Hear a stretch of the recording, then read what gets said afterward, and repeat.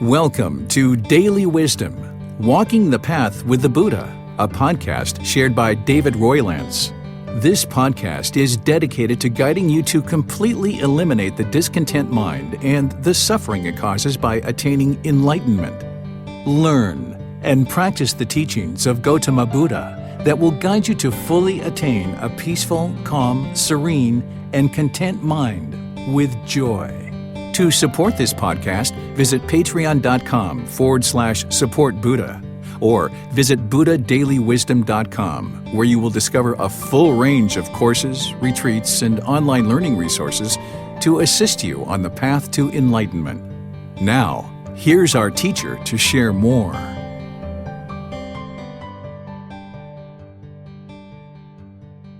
Sawadee Ka. Hello and welcome to Daily Wisdom, Walking the Path with the Buddha.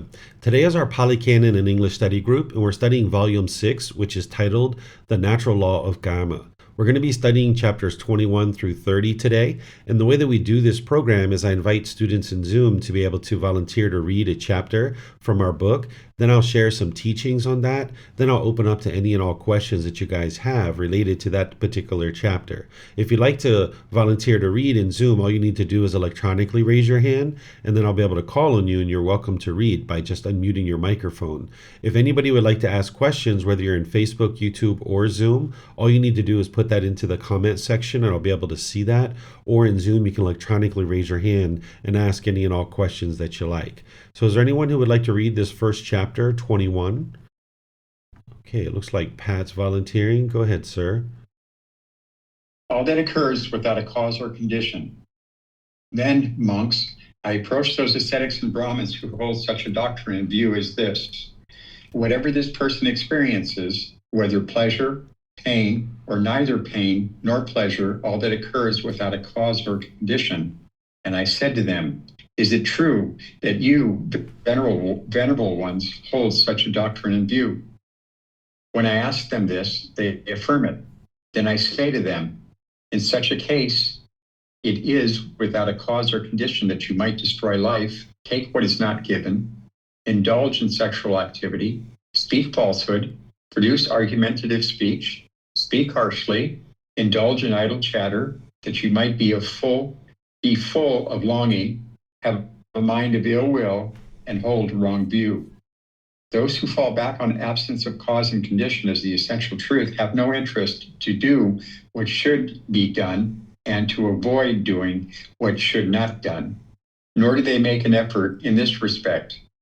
Since they do not apprehend as true and valid anything that should be done or should not be done, they are muddle-minded.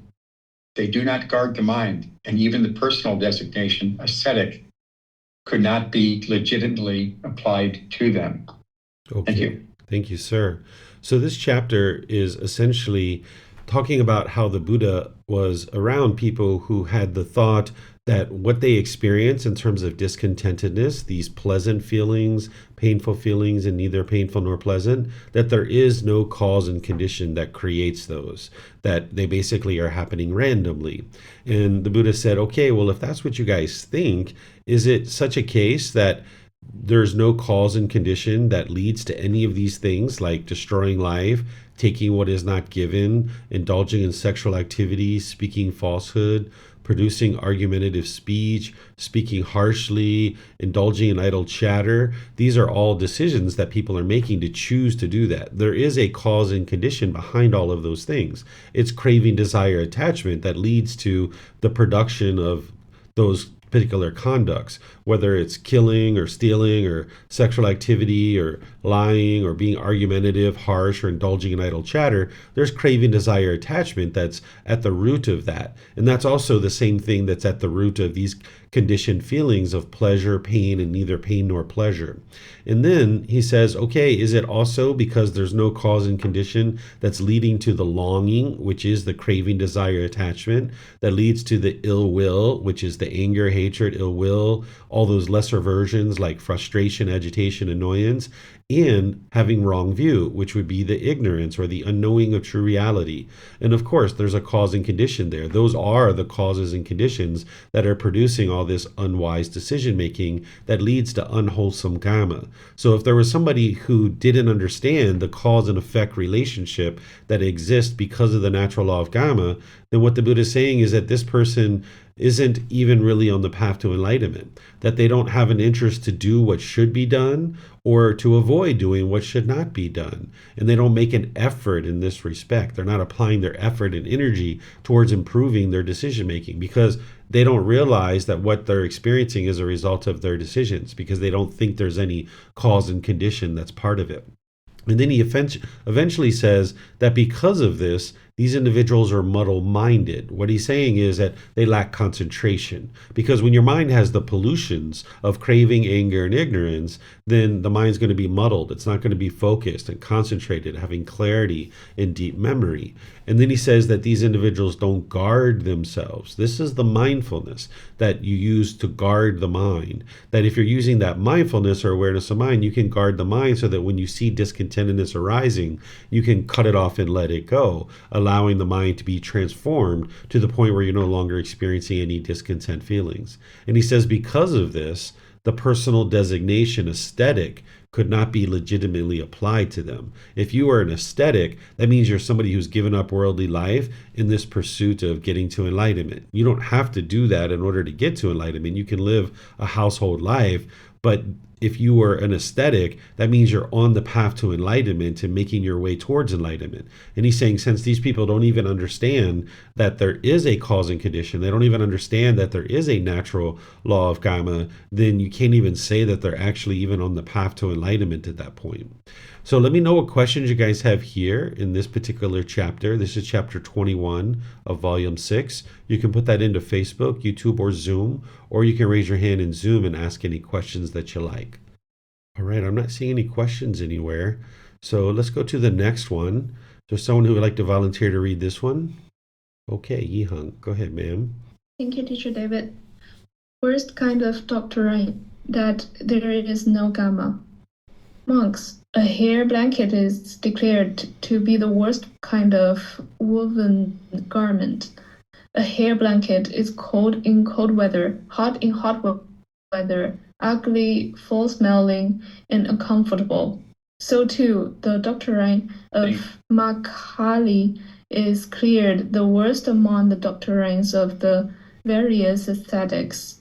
The unwise man Makkhali teaches the doctrine and view there is no Dhamma, no deed, no energy, that is not only is there no result from Dhamma, but also no Dhamma itself.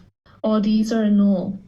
Monks, the fortunate ones, arahants, the perfectly enlightened ones of the past taught a doctrine of Dhamma, a doctrine of deeds, a doctrine of energy. Yet the unwise man Makkhali contradicts them with his claim there is no Dhamma, no deed, no energy. The fortunate ones, arahants, the perfectly enlightened ones of the future, will also teach a doctrine of Kamma, a doctrine of deeds, a doctrine of energy. Yet the unwise man Makkhali contradicts them with his claim there is no Dhamma, no deed, no energy. At present, I am the Arahant, the perfectly enlightened one, and I teach a doctrine of Dhamma, a doctrine of deeds, a doctrine of energy. Yet the unwise man Makkhali contradicts me with his claim there is no Dhamma, no deed, no energy. Just as a trap set at the mouth of a river would bring about harm, pain, calamity, and disaster to many fish, so too the unwise man Makkhali is, as it were, a trap for people who has arisen in the world for the harm, pain, calamity, and disaster of many beings. Okay, thank you, Yihang.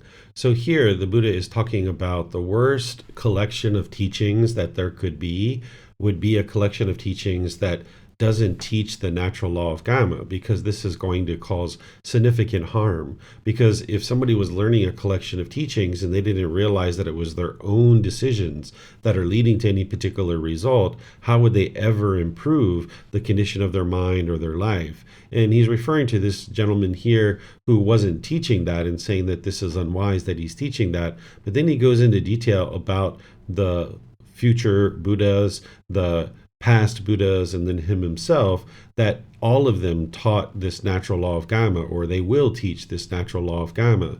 And this individual is contradicting that. And this is going to cause harm to any students who learn that, oh, it's just by random chance that we're experiencing what we're experiencing, or that it's just from maybe God or destiny or fate or good luck or bad luck or any of these kinds of things. But when you can peer into this and you look at what you're experiencing in life, you can see that there's this cause and effect, or action and result, the results of your decisions. And the whole path to enlightenment is all about awakening to this natural law, let alone all the other natural laws. So if somebody wasn't learning the natural law of Kamma as part of their journey to enlightenment, this is going to cause significant harm. And the Buddha is describing this as a trap, like a trap set to cause disaster to many fish. This would be a trap. This would cause calamity for many beings who are learning any kind of collection of teachings that didn't include the natural law of Kamma. So let me know what questions you guys have here. This is chapter 22 in volume 6, the worst of doctrine that there is no Kamma. Okay, I'm not seeing any questions. So let's go to the next one. This is chapter 23. Is there someone who would like to read this? Okay, it looks like Pat's got that one. Go ahead, sir. And then, Yihang, we can come to you for the next one.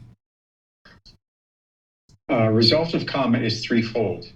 And what is the result of Kamma? The result of Kamma, I say, is threefold to be experienced in this very life, or in the next rebirth, or on some subsequent occasion. This is called the result of Kamma. This, monks, is called action's fruit. Thank you. Okay, thank you, Pat. Here, a very short lesson from the Buddha, essentially saying that you can't run and hide from your Kamma, that any decisions that you make, either wise or unwise, you can see through his teachings that it leads to either wholesome Kamma or wholesome results, or unwholesome Kamma or unwholesome results. And you're going to experience that either in this life, the next life, or some future life. And as you guys know that the teachings of the Buddha aren't based in belief, you can independently verify this cycle of rebirth through wisdom to understand how to accomplish that. And in volume 11, chapter 105, that's where I teach how to independently verify the cycle of rebirth. So this whole path to enlightenment is to extinguish your unwholesome Kamma, because prior to getting on the path, and even while someone is first on the path, you're still producing unwholesome Kamma through making unwise decisions based in craving, anger, in this ignorance or this unknowing of true reality. It's kind of like shoving mud into the garden hose. But when you're getting on this path, it's like taking your garden hose and hooking it up to a faucet and opening up the faucet and putting clean water through this garden hose. And you're flushing out all the unwholesome Kamma so that you can get to a point where you've extinguished all of that. So now as you're learning and growing and developing on this path, as any unwholesome Kamma is coming back to you, you'd like to make wise decisions in the present moment based on the natural law of Kamma to extinguish any unwholesome Kamma that's coming back to you. And then more and more with those wise decisions, you're only going to be experiencing wholesome results in your day-to-day life. So here the Buddha is helping you to be able to see that you can't run and hide from the decisions you make. And as long as you're making unwise decisions, it's still producing unwholesome Kamma, and you're going to have to deal with that. You're going to have to experience that before you get to enlightenment. But if you're extinguishing your unwholesome Kamma, you can eventually get to a point where everything you do, you're experiencing wholesome Kamma. There's nothing unwholesome that's occurring in your day-to-day life because you're only making wise decisions. So let me know what questions you guys have here. You can put that into Facebook, YouTube, or Zoom, or you can raise your hand in Zoom and ask any questions that you like. Okay, there's no questions here. Let's go to the next one, chapter 24. Yihang, would you like to read this one? Yeah, sure.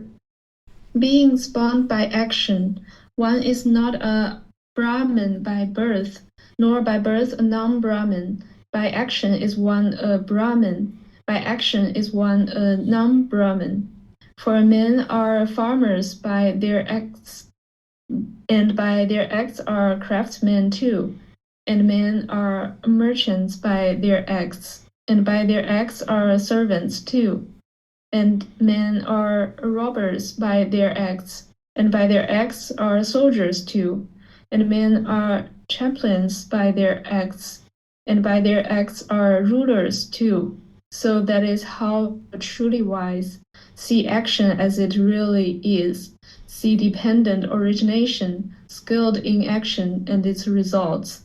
Action makes the world go around, action makes the generation turn. Living beings are bound by action, like the chariot wheel by the linchpin. Thank you. Okay, thank you, Yihang. So during the lifetime of the Buddha, these Brahmin were Hindu priests, and you were born into this family, and it was about 15% of society that was thought that these are holy people, they're pure people, and now they would do rites and rituals and ceremonies for other people, and their life was supposed to get better through indulging in these rites, rituals, ceremonies, and worship that the common person would be paying the Brahmin for. And people thought that based on where you were born, that was what determined whether you're holy or not. And people who were born into impoverished families were looked at as a low class. But the Buddha understood that that's not true, and he didn't think of it that way. And here what he's teaching is, he's saying essentially, one is not a holy person based on birth, nor by birth a non-holy person, right? And then by action is one a holy person. By action is one a non-holy person. So it's our actions that determine whether we're doing wholesome things or unwholesome things. And then he goes into other details here to help you be able to see this more clearly, that a farmer is a farmer based on their actions, and a craftsman and a merchant and servants and all these other things, it's based on their actions. And then he's saying the truly wise, meaning the people who understand these natural laws of existence, see action as it really is, that we understand that it's our actions that determine what we experience on a day-to-day basis. And then understanding dependent origination, which is that highest truth of the teachings of the Buddha from volume 5, chapter 14. This is showing you the 12 interlinking steps that brings a being into the world. And that's what you're experiencing as you are being reborn throughout the different births, being reborn over and over and over again, and experiencing discontentedness over and over and over again. So being skilled in action and its results is that you've learned the natural law of Kamma. You see dependent origination. You see this cause and effect relationship between all these things. And the Buddha is saying that it's action that essentially determines what you experience in your day-to-day life. And then he's saying living beings are bound by our action, meaning that we're going to experience the things based on our decisions, whether it's bodily actions, verbal actions, or mental actions. We're going to experience the results of whatever we choose. Just like a chariot, which is like a cart being pulled by a horse, there's a linchpin in the middle that's connecting the horses in the chariot. This linchpin is the thing that's keeping those together. If that linchpin was removed, the horse in the carriage wouldn't be able to be together. So it's the actions of a living being that's basically holding things together. And as you make certain decisions about your actions in your day-to-day life, that's what you're going to be experiencing. That's the linchpin. That's the thing that's ensuring that you're either experiencing wholesome results or unwholesome results based on your wise or unwise decisions. So by understanding that your actions is what determines what you experience on a day-to-day basis, now you can just cultivate more and more wisdom about the natural law of Kamma, and now you can unravel this life of continuously being reborn over and over again. You can unravel the discontentedness that is experienced in the mind, getting to the point where the mind's completely peaceful and joyful. So let me know what questions you guys have here on this one. The Buddha's bringing your attention to how actions are so important and what you choose to do through your decision making. Okay, I'm not seeing any questions anywhere. So let's go to the next chapter, 25. Would someone like to read this one?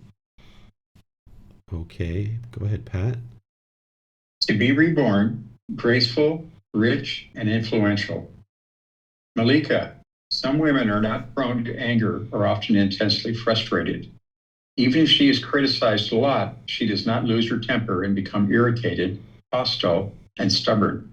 She does not display anger, hatred, and bitterness, and she gives things to ascetics or Brahmins, food and drink, clothing and vehicles, garlands, scents, and ointments, bedding, dwellings, and lighting. When she passes away from that state, if she comes back to this world, wherever she is reborn, she is beautiful, attractive, and graceful, possessing supreme beauty of complexion, rich with great wealth and property, and influential. Thank you. Okay, so the Buddha here is exposing you to an aspect of the natural law of Kamma to be able to help you understand the cause and effect relationship of certain decisions that an individual makes and what that means for their rebirth. The Buddha isn't suggesting that you should aspire to be reborn and to be reborn, rich and beautiful and attractive and all these kinds of things, but he's just helping you to understand what it is that leads to any particular thing. Because sometimes we can be in life and feel so miserable about where we were born or what our family condition is like, or maybe our physical appearance, and maybe we look at other people who are more well off and maybe someone's jealous or vindictive or resentful about that. But here you can see what the Buddha is saying about an individual who's being reborn, that if they're not prone to anger or intensely frustrated, and when someone is criticized, they don't lose their temper, becoming irritated and hostile and stubborn, and they don't display anger, hatred, and bitterness, then these are the things that lead to rebirth, having beauty, being attractive and graceful, possessing this supreme beauty and complexion. And then this individual also gave food, drinks, clothing, vehicles, garlands, essentially all kinds of offerings to individuals who are on the path to enlightenment and helping the world to learn the teachings. And because of this, now when they're reborn, they're going to be experiencing this wealth of property and being influential. So the Buddha is helping you to be able to see this cause and effect relationship so you can understand the things that lead to improved rebirths. The same things that lead to improved rebirths are the same things that lead to enlightenment. So whenever you see the Buddha teaching something like this, you're disinterested in rebirth. So you can use these same things that he's teaching to practice now in this life to lead to your enlightenment. So here he's not guiding you to be able to be reborn or saying that that's what you should aspire for, but that helps you to understand people in the world today. Why are they born beautiful, attractive, graceful, and having beautiful complexion or rich or having lots of great wealth and property or influential? You can see that it's because of things that occurred in their past lives, but also it's things that are occurring in their current life as well, certain decisions that they're making. Because if you were angry and frustrated and bitter and hostile and irritated and stubborn, you're going to have a certain appearance on your face that isn't going to be very beautiful and isn't going to be very attractive. So you can see that in terms of the way that the mind is the boss and the body is the employee. The body is going to follow along with whatever's going on in the mind. So if the mind is peaceful and joyful and the mind isn't having this hostility and aggression and bitterness and irritation and stubbornness, there's going to be a brighter appearance on the face. Whereas if the mind is bitter and hostile and harsh, there's going to be a certain appearance on the face because of that too. So you can practice these things that the Buddha is teaching you here, which is to eliminate anger and frustration, that if people criticize you, ensure that you're not losing your temper, becoming irritated, hostile, or stubborn, having anger and hatred and bitterness. And he is also teaching about generosity because it trains your mind to be able to practice letting go and letting go of craving, desire, attachment. And remember, you need to practice that generosity from the middle way. And some of the best wholesome Kamma that you could create is supporting other people to be able to get access to the teachings of the Buddha. And that's why the Buddha is teaching you here to be able to support people who are on the path to enlightenment or sharing the path to enlightenment with your generous offerings. So let me know what questions you guys have here about this particular chapter.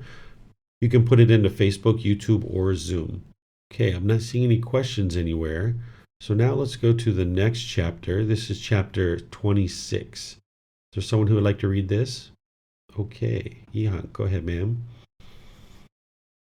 Gifts of a wholesome person. Monks, there are these 5 gifts of a wholesome person. What 5? 1. He gives a gift out of confidence. 2. He gives a gift respectfully. 3. He gives a timely gift.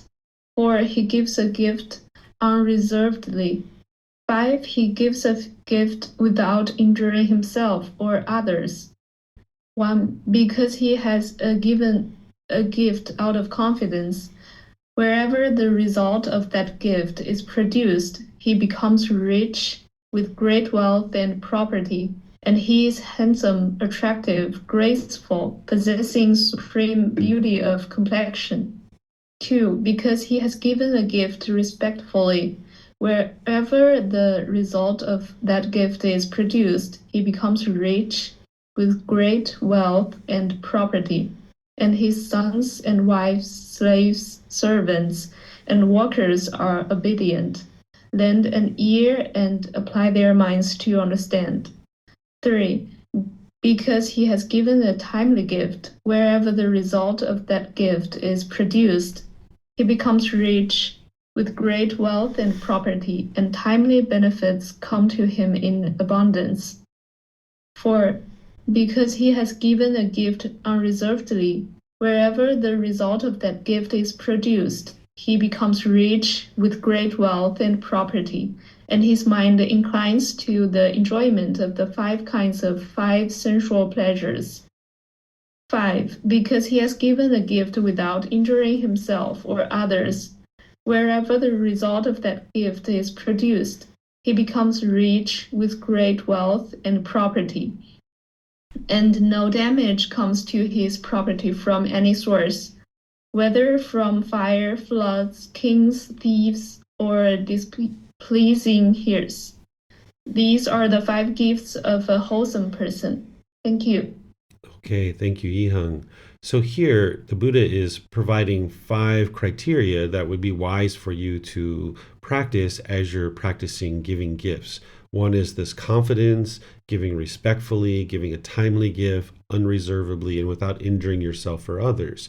And while the Buddha is explaining how giving in this way does lead to these results, that's not why you would be interested in giving a gift, right? If you're giving a gift with the expectation of getting something in return, you're not going to have the same experience of being able to eliminate craving, desire, attachment. It's not actually pure generosity at that point. But the Buddha is helping you to be able to see this cause and effect relationship so that when these things are occurring, you will understand why. But he's not suggesting that you should aspire to be rich or wealthy or have all this property. You can be enlightened and have wealth. There's no harm with that. But he's not suggesting that you should crave or desire these things. He's just helping you to be able to see that as you're giving gifts and you see these results coming back to you, now you'll understand the reason why.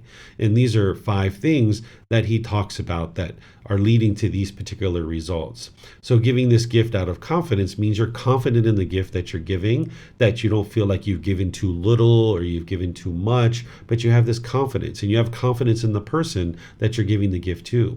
Giving respectfully is being polite and respectful about what it is that you're giving, putting some thought into the things that you're giving.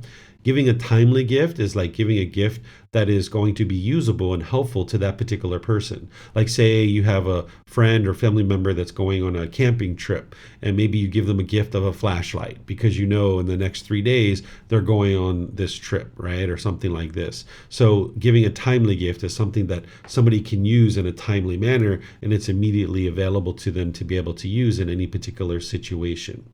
Giving unreservedly means that you're not having this craving, desire, attachment where you're holding on and just kind of giving meager gifts to people.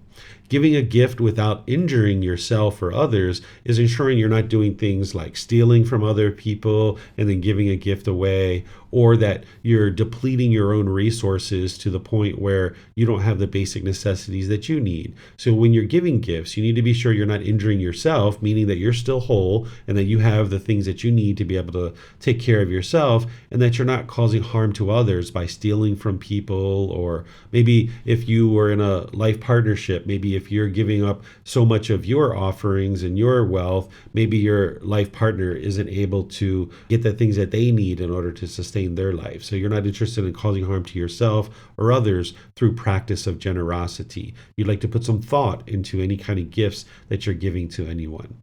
So let me know what questions you guys have here. This is part of the natural law of Kamma, is understanding giving and practicing generosity and how to ensure that you're making wise decisions and experiencing wholesome results related to the natural law of karma. All right, I'm not seeing any questions. So we'll go to the next one, which is chapter 27. Is there someone here? Okay, looks like Pat's going to read that one too. So we got the Yihang and Pat show today. Yeah, not many people in class today. Yeah. Deeds with fruit that result in great accomplishment and power. Having cultivated for 7 years of loving kindness, for 7 eons of contraction and expansion, I did not return to this world. Whenever the eon contracted, I reached the plane of streaming radiance. And when the eon expanded, I arose in an empty heavenly mansion. And there I was, Brahma, God, the great Brahma, the unvanquished victor, the all-knowing, the all-powerful. 36 times I was Sakha, ruler of the heavenly beings, and many hundreds of times I was a wheel-turning monarch, righteous, a king of righteousness, conqueror of the 4 regions of the earth, maintaining stability in the land and possession of the 7 treasures. What need is there to speak of mere local kingship?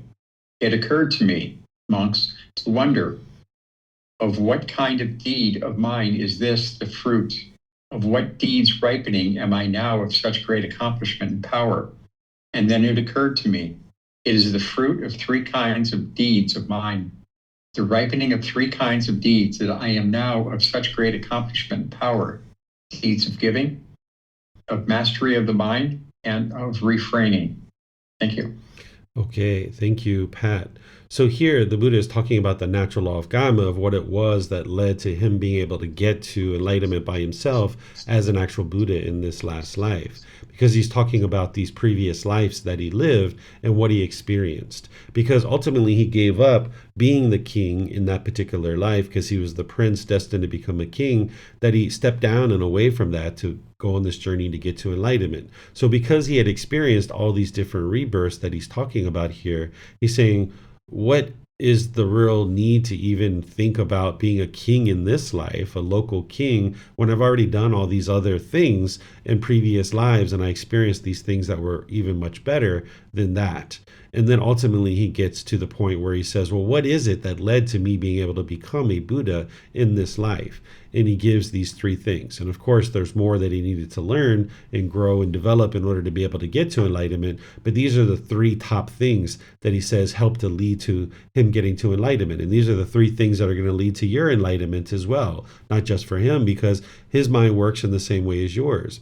The first one, he says, is the deeds of giving. That's the practice of generosity. He knows that in his previous lives and in his current life, he practiced extensive amounts of generosity. That's training the mind to eliminate craving, desire, attachment. So you're going to need to practice a certain amount of generosity so that you can eliminate selfishness. So if you're noticing your mind's holding on to any particular aspect of material possessions or your time or things like this, you would like to be able to practice generosity so that you can train your mind to let go. So if you're noticing like you wash your clothes and a sweater comes out and it's ripped and torn and you're frustrated and agitated about that, it's that you're attached to your clothes and you would like to start practicing some generosity related to your clothing, where you let other people use it or borrow it or you give it away or things like this.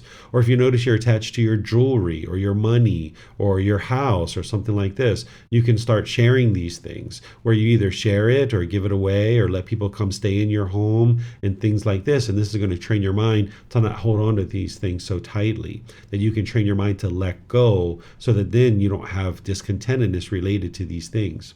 Mastery of mind is to train the mind and have it disciplined. That's what you're doing through the Eightfold Path. And then refraining is to be able to restrain the mind and pull it back, almost like riding a horse and having reins, that where you see with your mindfulness that your mind's longing and yearning for something, you would like to pull that back and refrain from things like killing and stealing and sexual misconduct and lying and taking substances that cause heedlessness. If you allow your mind to continue to act upon these cravings that are arising in your mind, it's just going to keep producing unwholesome results. So you need to be able to restrain the mind and pull back. And that's what he's saying. These are the 3 things that led to his enlightenment: is the generosity, the mastery of mind, which that includes a lot of things, including meditation and all the other aspects of the path, and then the restraining part and actually pulling the mind back, no longer allowing it to just run around like a wild animal, essentially. So let me know what questions you guys have here on this chapter. You can put that into Facebook, YouTube, or Zoom. Okay, it looks like Alberto or Martha has a question. Yes. Hi, David and all. I'm sorry, I have a question regarding the previous chapter, but I didn't raise my hand on time. Sure. Okay. So if I am understanding this chapter well, it's about generosity. And so I have a question about the first gift, first characteristic of a wholesome person, the number one. So my question, let's see if I can explain myself well, is like lately I think I've been trying to develop more discernment to choose to whom I should, I feel like being generous or help. So my question is that, is it okay to not just like practice generosity for the sake of practicing generosity if you feel that the person in particular is not ready to really benefit from that generosity or will not see that as generous? My question is that if you can have more discernment about how to practice generosity without being selfish. So it's like trying to find that balance, like, because in the past I was more like, my natural tendency is to help in many different ways. Now I'm more like, is this person ready to benefit from this or not? Is this worth my effort or not? And then I'm being more selective, trying to have more judgment. Is that okay, or is that I'm becoming more selfish? Yeah, what you're talking about is discernment, not judgment. Judgment is when you're putting yourself above people or below people. Yeah. What you're talking about is... That's what I meant. Yeah, what you're talking about is discernment, is wise decision making. And the Buddha teaches everything should be based in discernment, including your generosity. And he gives certain criteria if you were to make offerings to like ascetics or teachers or ordained practitioners. He gives criteria for that. And it's the same thing in your personal life.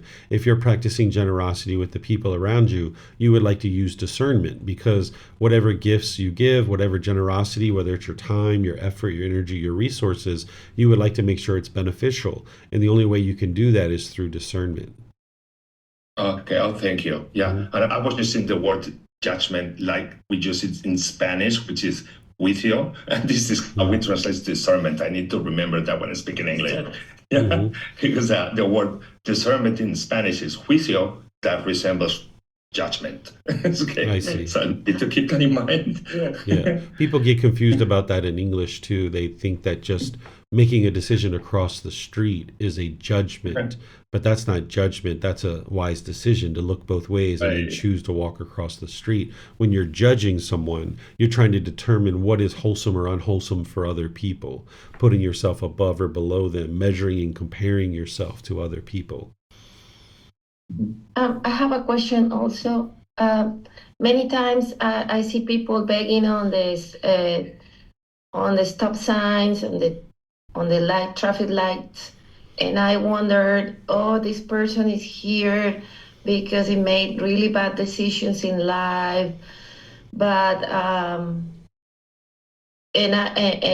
before I used to give them something. Now I'm thinking, and I said, should I give them, or should I better give my money to maybe a institution that helps homeless people? What do you think about this? Yeah, since you live in America, there's been a lot of, investigative reports showing that a lot of the people that are standing on those street corners, they're dressing in dirty clothes and collecting money on the street, and then afterwards they go get in their Mercedes or their BMW and go about their life, right? That they're not actually truly in need. They're just kind of there to get this, free money, essentially. So when you're giving out money like that to somebody that you don't know, you're not able to have the confidence that this is actually going to something beneficial. I would suggest that if you're interested in helping people that are in need of resources to sustain their life, that you purchase those resources and give them to the individual people rather than just giving money, or do what you're saying, which is support an organization that you know is going to then provide those resources to the people in need of them. Okay, thank you. You're welcome. Oops. Okay, so we'll go back down here to this one. This is chapter 27. Let's see if we have any questions anywhere else. Thank you guys for your questions. All right, I don't see anything else, so we'll go to chapter 28. Is there someone who would like to read this one? Why human beings are seen to be unwholesome and wholesome. Then the Brahmin student Subha, Todea's son, went to the perfectly enlightened one and exchanged greetings with him. When this courteous and friendly talk was finished, he sat down at one side and asked the perfectly enlightened one, Master Gotama, what is the cause and condition why human beings are seen to be unwholesome and wholesome? For people are seen to be short-lived and long-lived, sickly and healthy, ugly and beautiful, uninfluential and influential, poor and wealthy, low-born and high-born, unwise and wise. What is the cause and condition, Master Gotama?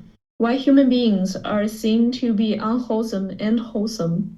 Student, beings are owners of their actions, heirs of their actions. They originate from their actions, are bound to their actions, have their actions as their refugee. It is action that distinguishes beings as unwholesome and wholesome. I do not understand in detail the meaning of Master Gotama's statement, which he spoke in brief without expounding the meaning in detail. It would be good if Master Gotama would teach me the teachings so that I might understand in detail the meaning of Master Gotama's statement. Then, student, listen and attend closely to what I shall say. Yes, sir, the Brahmin student Subha replied. The perfectly enlightened one said these. Here, student, some man or woman kills living beings and is murderous, bloody-handed, given to blows and violence, merciless to living beings. Because of performing and undertaking such action on the dissolution of the body after death, he reappears in a state without basic necessities, in an unhappy destination, in perdition, even in hell. But if on the dissolution of the body after death, he does not reappear in a state without basic necessities, in an unhappy destination, in perdition, in hell, but comes back to the human state, then wherever he is reborn, he is short-lived. This is the way, student, that leads to short life, namely one kills living being and is murderous, bloody-handed, given to blows and violence, merciless to living beings.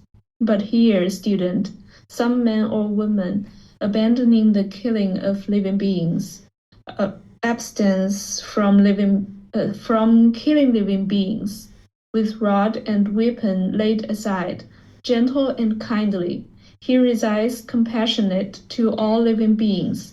Because of performing and undertaking such action on the dissolution of the body after death, he reappears in a happy destination, even in the heavenly world. But if on the dissolution of the body after death, he does not reappear in a happy destination in the heavenly world, but instead comes back to the human state, then wherever he is reborn, he is long-lived. This is the way, student, that leads to long life, namely abandoning the killing of living beings. One abstains from killing living beings, with rod and weapon laid aside, gentle and kindly. One resides compassionate to all living beings. Here, student, some man or woman is given to injuring beings with the hand, with a clod, with a stick, or with a knife. Because of performing and undertaking such action on the dissolution of the body after death, he reappears in a state without basic necessities, in an unhappy destination, in perdition, even in hell. But if instead he comes back to the human state, then wherever he is reborn, he is sickly. This is the way, student, that leads to sickliness. Namely, one is given to injuring beings with the hand, with a clod, with a stick, or with a knife. But here, student, some man or woman is not given to injuring beings with the hand, with a clod, with a stick, or with a knife. Because of performing and undertaking such an action on the dissolution of the body after death, he reappears in a happy destination in the heavenly world. But if instead he comes back to the human state, then wherever he is reborn, he is healthy. This is the way, student, that leads to health. Namely, one is not given to injuring beings with the hand, with a clod, with a stick, or with a knife. Here, student, some man or woman is of an angry and irritable character. Even when criticized a little, he is offended, becomes angry, hostile, and resentful, and displays anger, hate, and bitterness. Because of performing and undertaking such action on the dissolution of the body after death, he reappears in a state without basic necessities, in an unhappy destination, in perdition, even in hell. But if instead he comes back to the human state, then wherever he is reborn, he is ugly. This is the way, student, that leads to ugliness. Namely, one is of an angry and irritable character. Even when criticized a little, he is offended, becomes angry, hostile, and resentful, and displays anger, hate, and bitterness. But here, student, some man or woman is not of an anger and irritable character. Even when criticized a little, he is not offended, does not become angry, hostile, and resentful, and does not display anger, hate, and bitterness. Because of performing and undertaking such action on the dissolution of the body after death, he reappears in a happy destination, in the heavenly world. But if instead he comes back to the human state, then wherever he is reborn, he is beautiful. This is the way, student, that leads to being beautiful. Namely, one is not of an angry and irritable character. Even when criticized a little, he is not offended, does not become angry, hostile, and resentful, and does not display anger, hate, and bitterness. Here, student, some man or woman is jealous, one who is selfish, resentful, and feels bitter about the gains, honor, respect, appreciation, salutations, and veneration received by others. Because of performing and undertaking such action on the dissolution of the body after death, he reappears in a state without basic necessities, in an unhappy destination, in perdition, even in hell. But if instead he comes back to the human state, then wherever he is reborn, he is uninfluential. This is the way, student, that leads to being uninfluential. Namely, one is jealous, resentful, and feels bitter towards the gains, honor, respect, appreciation, salutations, and veneration received by others. But here, student, some man or woman is not jealous, one who is not selfish, resentful, and feels bitter about the gains, honor, respect, appreciation, salutations, and veneration received by others. Because of performing and undertaking such action on the dissolution of the body after death, he reappears in a happy destination, in the heavenly world. But if instead he comes back to the human state, then wherever he's reborn, he's influential. This is the way, student, that leads to being influential. Namely, one is not jealous, resentful, and feels bitter towards the gains, honor, respect, appreciation, salutation, and veneration received by others. Here, student, some man or woman does not give food, drink, clothing, carriages, garlands, scents, ointments, beds, dwelling, and lamps to ascetics or Brahmins. Because of performing and undertaking such action, on the dissolution of the body after death, he reappears in a state without basic necessities, in perdition, even in hell.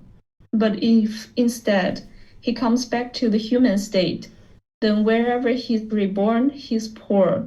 This is the way, student, that leads to poverty, namely one does not give food, drink, clothing, carriages, garlands, scents, ointments, beds, dwelling, and lamps to ascetics or Brahmins. But here, student, some man or woman gives food, drink, clothing, carriages, garlands, scents, ointments, beds, dwelling, and lamps to ascetics or Brahmins. Because of performing and undertaking such action, on the dissolution of the body after death, he reappears in a happy destination, in the heavenly world. But if instead he comes back to the human state, then wherever he's reborn, he's healthy, he's wealthy.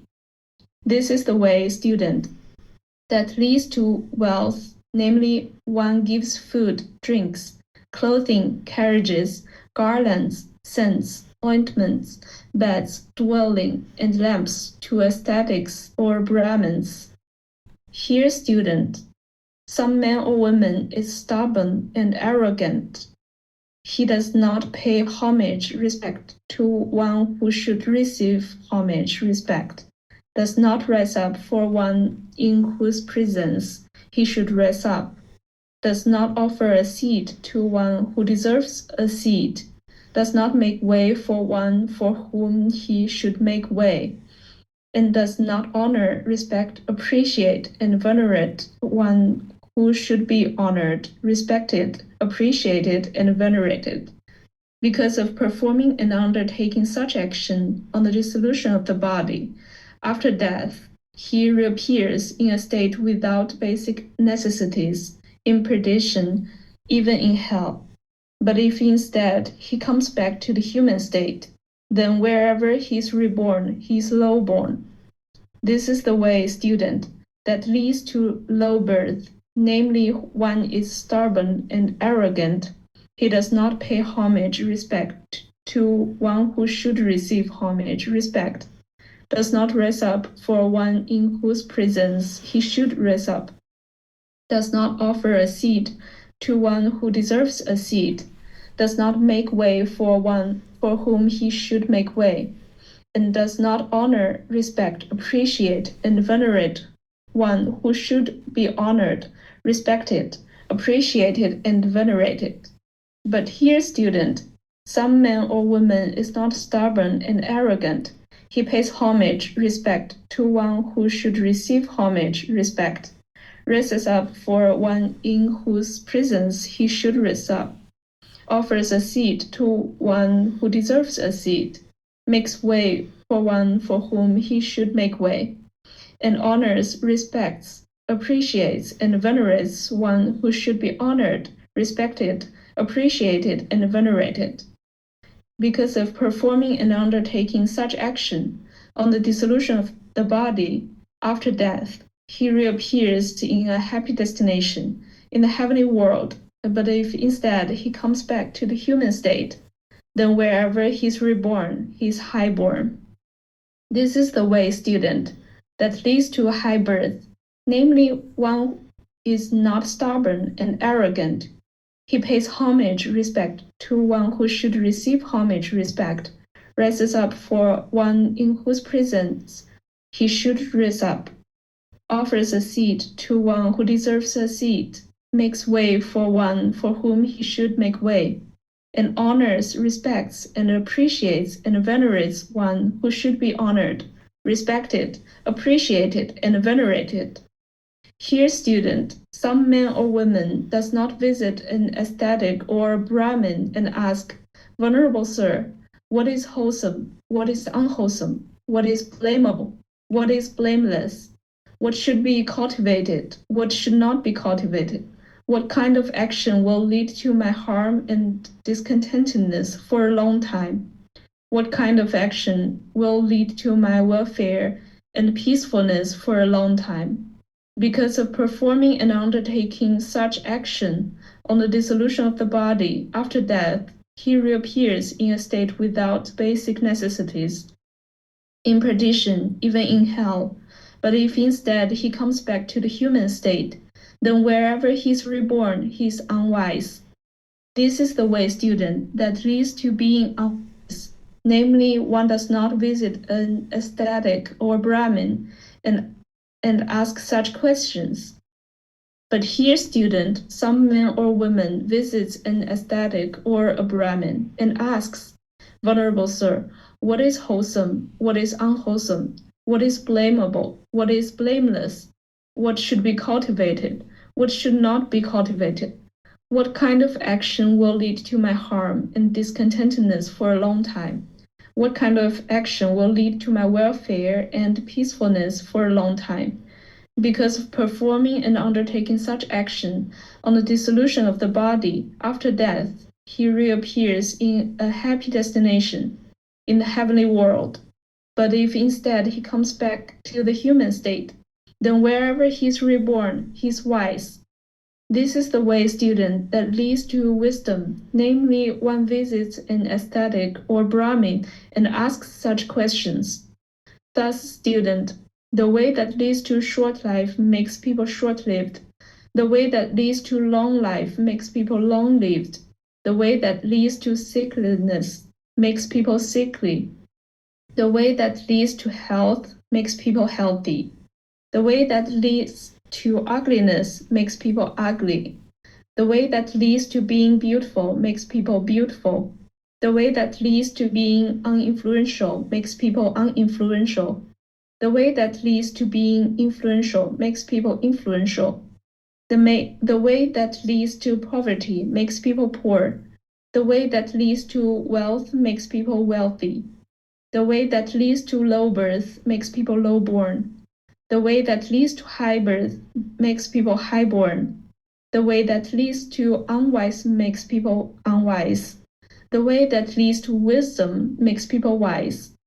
Beings are owners of their actions. Student, heirs of their actions. They originate from their actions, are bound to their actions, have their actions as their refugee. It is action that distinguishes beings as unwholesome and wholesome. When this was said, the Brahmin student Suba, Todeya's son, said to the perfectly enlightened one, Magnificent Master Gotama, magnificent Master Gotama. Master Gotama has made the teachings clear in many ways, as though he were turning upright what had been overturned, revealing that was hidden, showing the way to one who was lost, or holding up a lamp in the dark for those with eyesight to see forms. I go to Master Gotama for refuge, and to the teachings, and to the community of monks. Let Master Gotama remember me as a household practitioner who has gone to him for refuge for life. Thank you. Magnificent, Yihang, magnificent. that was a very long chapter. I was going to offer help along the way, but I figured if you needed help, you would let me know. This is a very long chapter where the Buddha is going into a lot of detail to explain the natural law of Kamma, of what leads to any particular result that an individual would be experiencing. So the way that you can use a chapter like this, because again, you're not interested in rebirth, the Buddha is talking about what leads to certain rebirth, is that you can go through a chapter like this and see the certain qualities that he's talking about that will be wise for you to practice, or the certain qualities that will be wise for you to eliminate. So for example, here, This first one, he's talking about killing, right? And eliminating that. And you would like to abandon that. This next one, he's talking about injuring beings.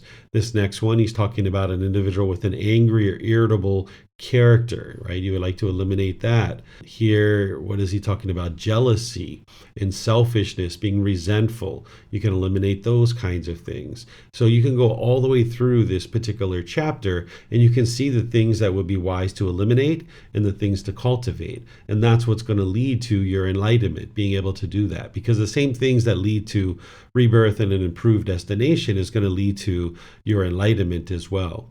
Ultimately, by the time the Buddha describes this entire discourse and helps this student, the student basically says, okay, I'm going to be a student of yours now. I'm going to study with you and come to you for protection. Essentially, the protection, this refuge that an individual might talk about, is learning the teachings. Because when you learn and practice the teachings, your mind becomes protected from discontentedness. It's not physical protection, because nobody can protect you physically. It's your own decisions that are going to lead to any particular wholesome result. So if we went out into the world and we're bitter and harsh and hostile, people are going to try to attack us and injure this physical body. But if we go out into the world and we're loving and kind and warm and gentle with all the people around us, then we're not going to have that difficulty. So whenever you see someone talking about going to the Buddha for refuge, they're talking about learning and practicing the teachings so that they can protect their mind from the discontentedness.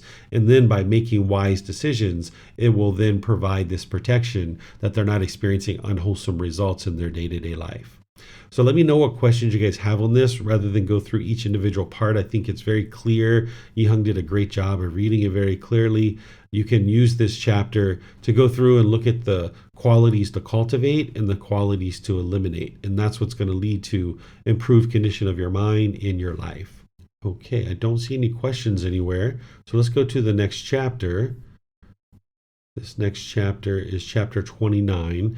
I'm not going to have us read this one, but I'll describe it, and then Pat, you can read the next one. What this one is this is the Buddha describing his qualities of his physical body, because somebody asked him questions about why he was born as a Buddha and why he looked the way that he looked, and now he explains the Kamma behind why he looked the way that he did. So this is describing what the Buddha actually looked like, and you can see through this that a lot of times the statues that we see of him isn't the way that he actually looked in his day-to-day life. But this artwork that I use, this is depicted based on this particular discourse that it describes what the Buddha looked like.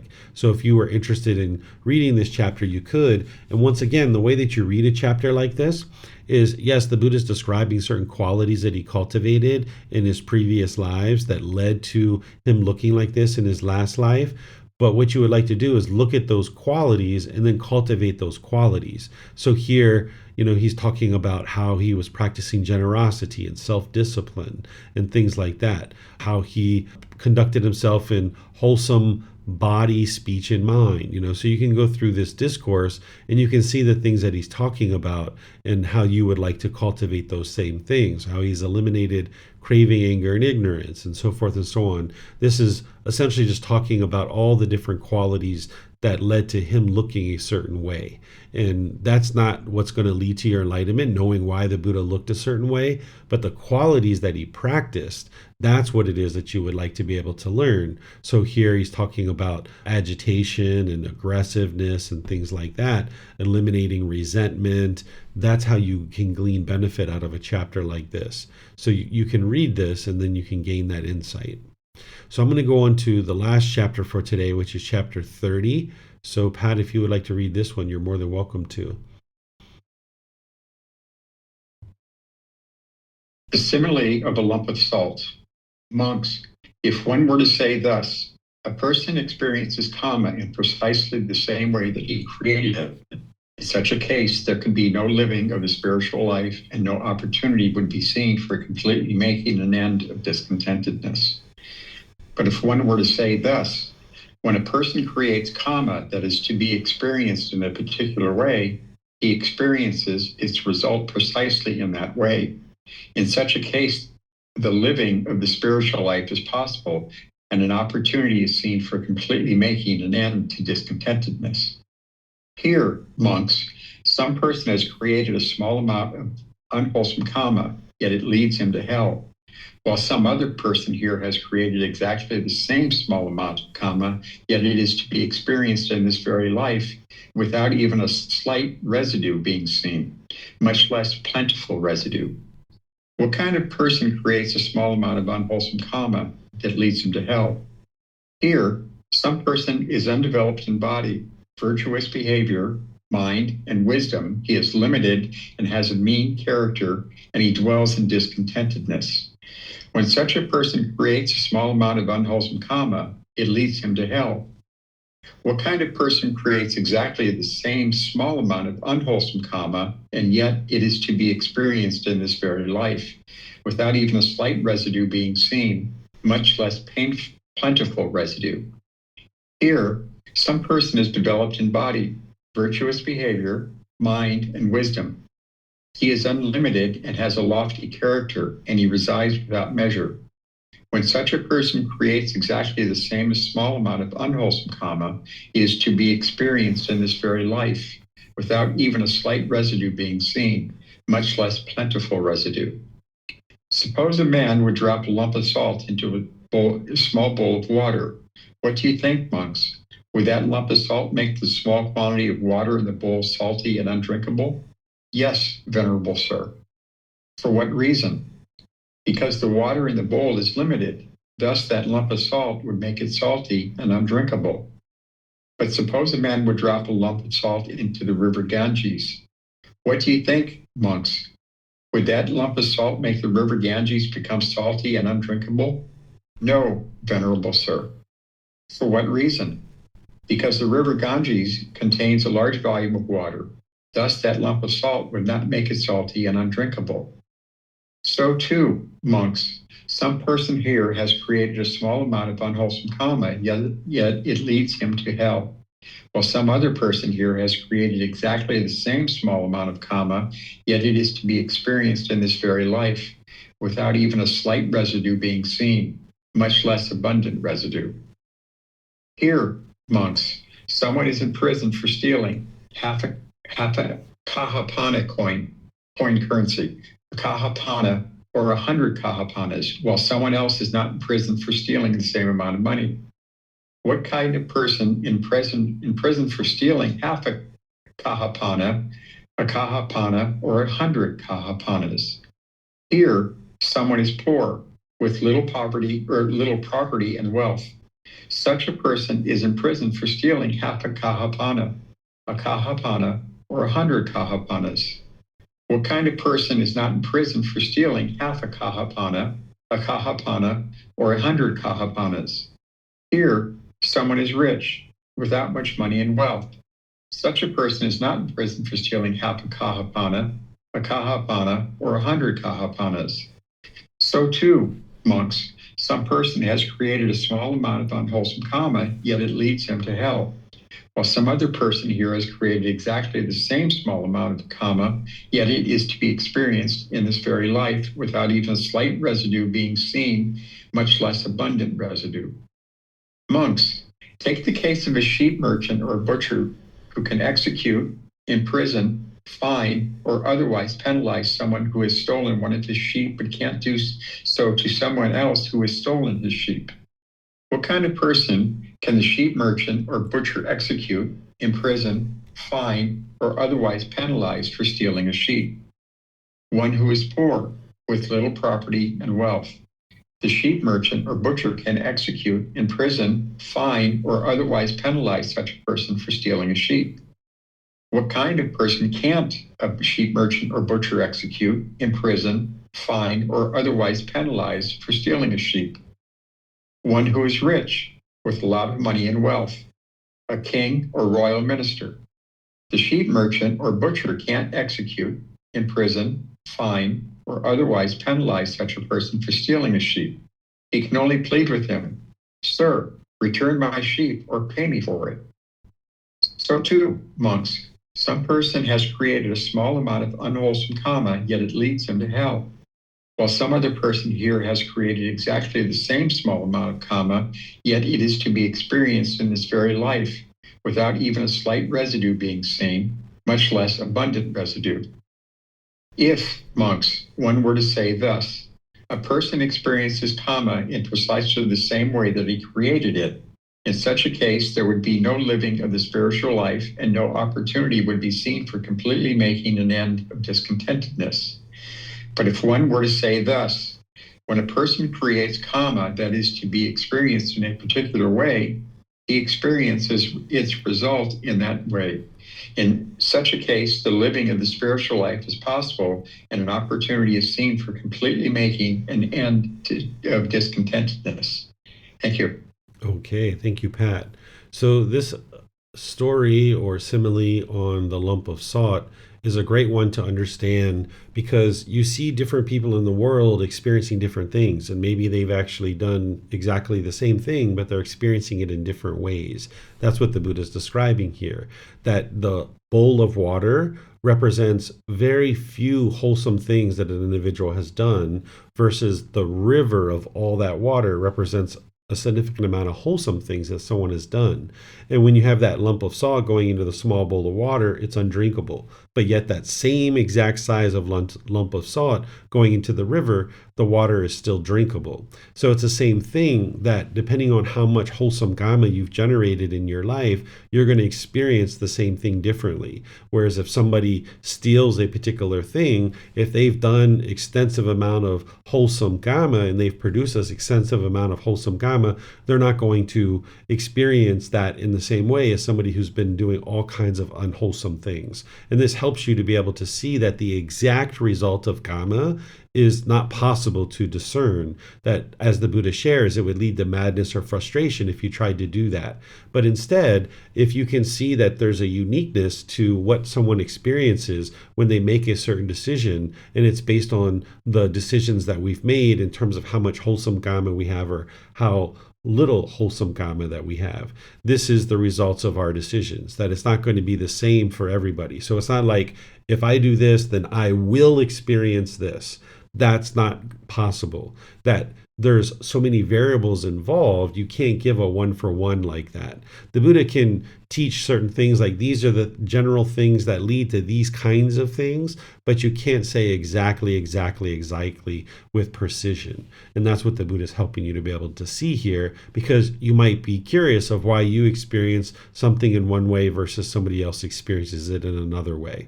So let me know what questions you guys have here on this particular chapter. You can put that into Facebook, YouTube, or Zoom. Okay, I'm not seeing any questions anywhere. So I'm just going to end class by thanking all of you guys for joining. Thank you for your interest in learning and practicing, whether you're watching this live and attending the class, participating in the class, or whether you're listening to this on the replay. Thank you for your interest in learning and practicing these teachings, because as you're learning and growing and developing, it's going to help you, it's going to help those close to you, and it's going to help all of humanity to become a better and better place. As you guys would like help, you're always welcome to reach out by asking questions in classes, by posting in our Facebook group, by sending a private message, or scheduling personal guidance. Next week, we're going to be in the next set of chapters, so you can see the next 10 chapters in our book, and those are the ones that we're going to be covering. I think it's chapters 31 through 41, because I think that it actually goes up to 41 in this particular book, because normally we would do 10 chapters up to 40, but I think if I remember correctly, it goes up to 41. So you can look at that, and that way you might decide to read before class and or after class, because you have the words of the Buddha and you have words from me to be able to help you integrate the teachings into your day-to-day life. Tomorrow in our group learning program, we're going to be in chapter 10, which is titled, What is Merit? This is a certain type of wholesome Kamma that an individual needs to generate in order to make their way towards enlightenment. So if you guys would like to learn that, I'll be teaching that on Sunday, 9 a.m. Thai time and 9 p.m. Thai time as well. And then it's also available through all of our recordings. And then on Wednesday, I'm going to be doing meditation with students and opening up to any and all questions that you guys have. So thank you very much for being interested to learn these teachings, and perhaps we'll see you guys in a future class. Be well and take care. Sawadee ka. Thank you for listening to this podcast. To provide support for this podcast, visit patreon.com/support Buddha. To access more teachings, visit buddhadailywisdom.com. There, you will discover a full range of courses, retreats, and online resources to assist you on the path to enlightenment. Remember to establish a daily, consistent meditation practice, along with learning and practicing these teachings. A well-developed meditation practice is the foundation in which to train the mind to attain enlightenment.